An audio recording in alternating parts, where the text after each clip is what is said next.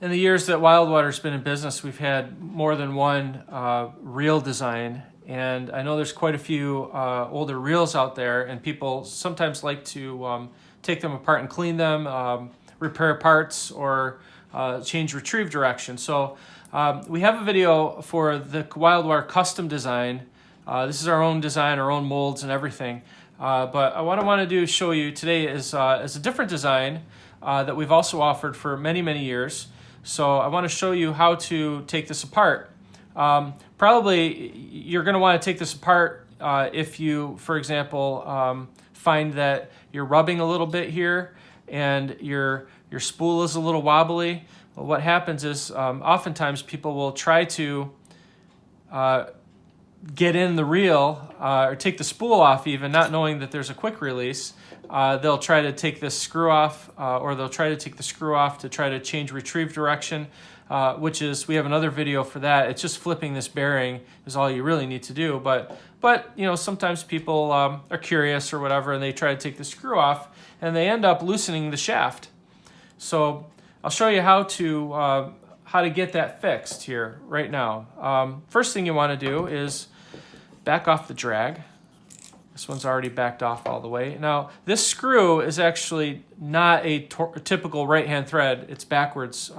So in order to get this screw out, you don't want to turn counterclockwise. You actually want to turn clockwise to get the screw out. That's probably the most common mistake, and then people end up stripping the head of the screw or breaking it, and then it's a lot more work. So there's your screw. You turn it clockwise to get it out. Then you take this, you go counterclockwise to take that off. This is your drag knob. There's a little washer in here. Some models have a little, it's called like a Belleville washer or wave washer. It's just a washer that's actually got some bends in it, so it acts like a spring with a very short travel and a lot of force.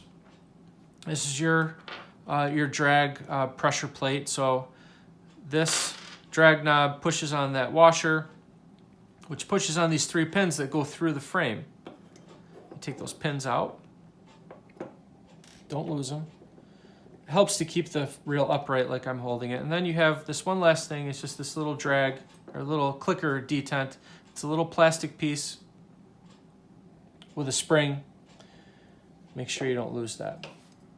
Now, on this particular reel, you're going to need to remove this little clip here. So it's a little difficult to get off. So what I'd like to try to do, I just use the tips of the adjustable wrench, and I push on it, and I get it out part way. You see the little ears are sticking out there, and I get it out the rest of the way like this. So now you can take off this part. This is actually 2 pieces that are sort of stuck together. There's a drag plate with little indentations in it. That's how you get your clicking sound. And then this has little teeth on it that engage that hole. You have your drag disc, your stationary disc, and there's another clicker for the inside. The one on the inside is a little different than the one on the outside, so make a note of which is in and which is out and set them aside. Now this drag disc here isn't going to come out. It has there's some flats on the shaft, and it's kind of captured in there, and it's held in place with this nut.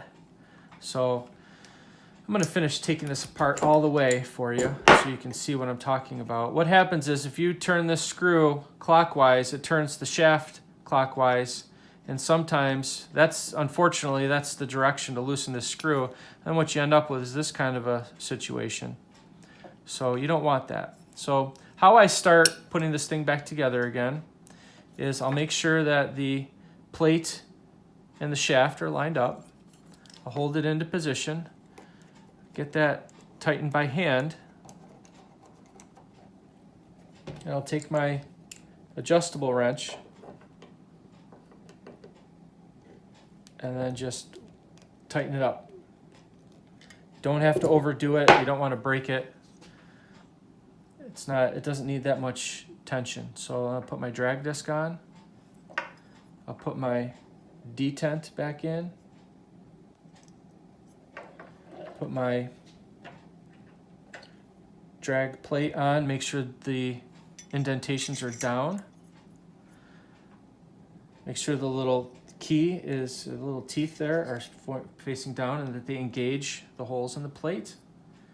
And sometimes, because of manufacturing tolerances, you may have a little washer stacked up here to take up the slop between the clip and the top of this little shaft. So you're gonna wanna keep track of those. This goes in really easy. I don't even need tools for this. It'll just snap back in.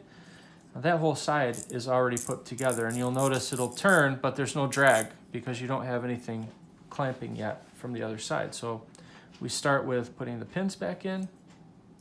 1, 2, 3. Put the clicker back in. Put the drag plate back in. Make sure that this washer is here. If you've been in the sand or dirt, you know, there might be something in there. It's a good idea to wash that out, clean that out, make sure there's no grit in there before you put it back together. Turn that in. Make sure it's in far enough so that the shaft is sticking out. We're going to go here. Remember, you're going to go counterclockwise to make it go in and tighten. So we're going to go counterclockwise. Right? And there you go. I mean, it's ready to go. It's that simple.